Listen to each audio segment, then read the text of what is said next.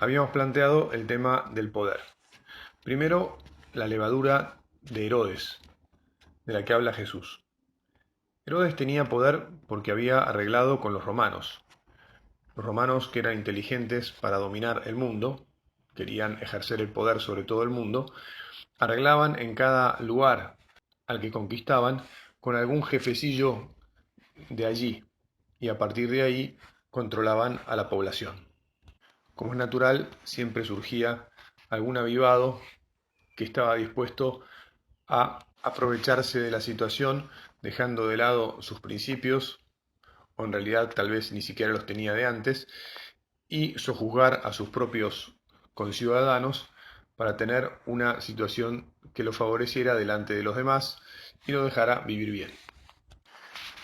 Como cristianos tenemos que cuidarnos muy bien de pretender vivir de esta manera, porque es muy posible que en la vida nos aparezca alguna oportunidad de aprovecharnos de otros por el favoritismo de alguien más poderoso que nos coloque como su lugarteniente. Y por otro lado, como también ya dijimos, tenemos que estar atentos para que no nos dominen. La vida está llena de estos personajes y cuando hay alguien al que descubrimos que está tratando de manipularnos, tenemos que saber neutralizarlo, salir de su ámbito de influencia, conseguir zafar de que haga con nosotros lo que pretende en favor suyo y nada más que de él, como realmente hacía Herodes. El otro fenómeno es el que dice Jesús de la levadura de los fariseos. Es este un fenómeno semejante, pero en realidad mucho más, entre comillas, rico para analizar y peligroso, ya que se aprovecha de cuestiones de orden religioso para dominar a el pueblo y a las otras personas. También esto se da a lo largo de la historia en todas las culturas, y en el caso del pueblo de Israel es especialmente fuerte en la secta de los fariseos, a tal punto que Jesús critica a los fariseos como a ninguna otra facción o a ninguna otra persona en toda su enseñanza. El capítulo 23 de San Mateo muestra a Jesús diciendo con mucha fuerza que los fariseos han caído en el peor de los pecados, porque con la excusa de llevar al pueblo a Dios, en realidad lo han desviado de él. ¿De dónde surgen los fariseos? Los fariseos surgen en el regreso del exilio de Babilonia, más o menos por el año 538-37 a.C.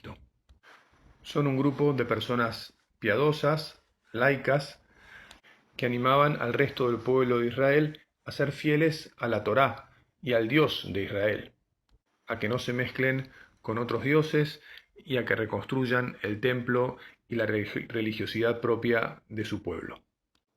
Como es natural, eran muy respetados y admirados por el resto del pueblo, y en su nacimiento tuvieron una función muy positiva. Pero con el correr del tiempo fueron ganando poder, el poder que les daba la admiración que los demás tenían por ellos y la preeminencia que la sociedad les fue dando. Y entonces se fueron desvirtuando, se fueron convirtiendo en los intérpretes de la ley, de los libros sagrados, y empezaron a monopolizar la sabiduría religiosa justamente con esas interpretaciones.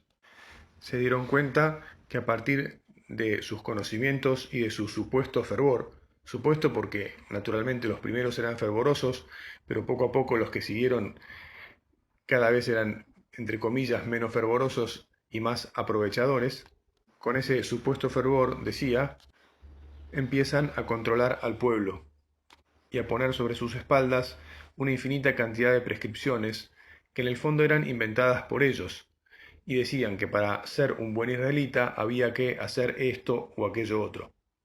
Es decir, fueron generando una casuística infinita de prescripciones que al final solo las conocían ellos, y el pueblo tenía que acudir para preguntarles si estaba bien hacer esto o esto otro, o cómo había que hacer aquello o lo demás allá. si eso era o no era el querer de Dios. Jesús les dice claramente que ni ellos mismos podían cumplir toda esa cantidad de preceptos que habían inventado. Por eso los acusa de hipócritas, ya que a ellos mismos no les importaba cumplir las cosas que le imponían al pueblo. Simplemente las usaban para mantenerlos subyugados y así tener su lugar de privilegio y de admiración frente a los demás.